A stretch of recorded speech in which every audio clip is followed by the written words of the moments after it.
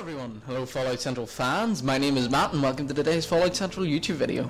Today's video is going to be on the Super Mutants as suggested by one of the fans, so I hope you enjoy and here we go. So as I'm sure all of you know, the Super Mutants are those big green ugly things you see running around shooting at you, but they're actually mutated humans and they're products of the forced evolutionary virus, the FEV.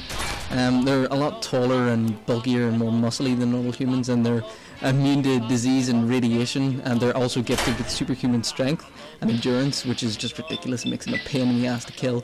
But although they are completely sterile, the rapid regeneration of their cells, which is caused by the FEV virus, actually makes them biologically immortal, but you can still shoot them in the head to kill them, so that's really not much of a problem. There are two different types of super mutants known in the post-war world. There are the ones who came from Mariposa military base in the core region, which is on the west coast, and the ones from Vault 87 in the capital wasteland on the east coast. The Mariposa military base super mutants are a variety of super mutants which are common on the west coast and in the Midwest. They generally are quite stupid, but they're more intelligent than the ones who came from Vault 87. The super mutants that we know and love, obviously, today were first created on the west coast by Richard Gray, also known as the Master, who was the first human to lead a survivor expedition into Mariposa military base. But the FEV actually originates from before the Great War and was actually created by the West Tech scientists, but that's a story for a different time. When Richard Gray's expedition was attacked by the base's automated security robots, he actually was dipped in a vat filled with the FEV solution, but he managed to crawl out. He actually mutated in horrible ways and turned into this big tentacly blob of matter. The mutated form of Grey actually developed great physical strength, and slowly, as other wanderers ventured into his base, Grey decided that he was going to start performing experiments on them with the FEV. Grey, in this glorious state of mind, actually decided that he was going to have to force humanity to evolve past its destructive tendencies using the FEV. He decided that if he could make everyone as perfect as his super mutants, then there would really be no more conflict. But he also decided that it would be a good idea, if people did not want to evolve, that it would be a good idea to chop off their nuts and make them sterile so they could no longer reproduce, so they couldn't pass on their imperfections to their next generation. At around the year 2155, the Master began seeking out humans to create his mutants and build his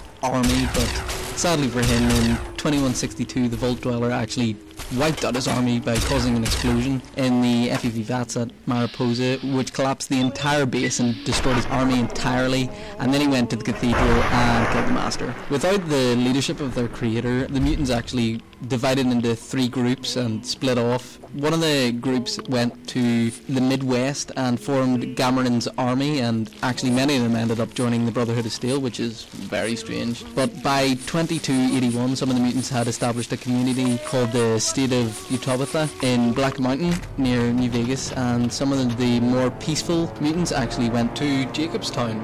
The rest stayed on to continue the Master's work, but that wasn't really to much avail. By 2277, the Super Mutants had also appeared on the East Coast, but they were not directly related to the Super Mutants on the West Coast. They actually appeared from the Evolutionary Experiment Program, which was an experiment that had been assigned by Vault Tech to Vault 87 as part of the Vault Experimentation Program, which I'm sure all of you know about. This modified version of the FEV actually made the Super Mutants grow much larger and stronger, but unlike the core region Super Mutants, they looked a lot less human.